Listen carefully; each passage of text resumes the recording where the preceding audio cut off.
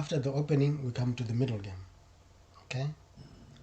Now that all the pieces have been developed, the game enters the middle game phase. Here, now we're here.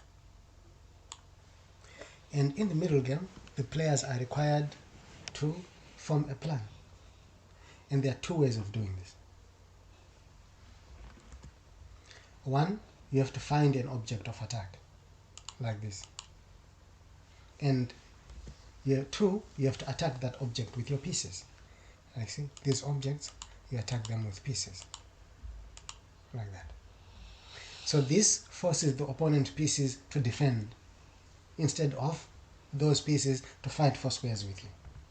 So you want to use these objects of attack as weaknesses to force the opponent to defend. If they don't defend, they lose material. You get the idea? So the objects of attack are weaknesses in the opponent's position, namely pawns, squares, and pieces. So you want to find these objects which you can force their pieces to defend so that their pieces are tied down. Regarding pawns, it is backward pawns. These are backward pawns, like this pawn on b6 and this pawn on d6. They are behind the e pawn and the a pawn. So these ones are backward pawns. And these ones are doubled pawns.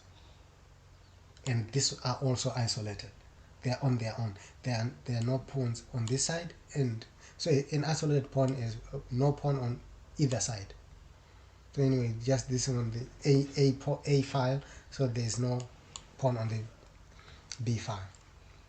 So these are weaknesses because if they are attacked, these pawns force pieces to defend them, otherwise material will be lost. Okay. Then regarding squares, it is all squares in front of weak squares. Like this one is a backward. It's a backward pawn. So every square in front of a weak pawn is a weakness. So the square in front of it is an outpost for the opponent's pieces. These squares, if you place knights, they are very good. They cannot be attacked by pawns. So they'll be controlling, because they jump off, they'll be controlling squares inside the opponent's position. Okay. So these weak squares are weaknesses because they allow for the opponent's pieces to be placed on the opponent's side of the board. And these pieces can be dangerously close to the king.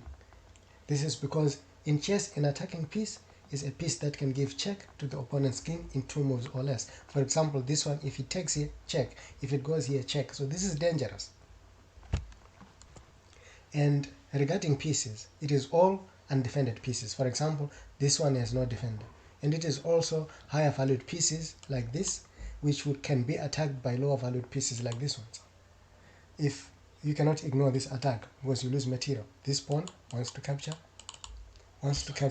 the bishop. So the bishop has to move backwards. Otherwise material will be lost. But in moving backwards, it loses control of some squares that it had control of.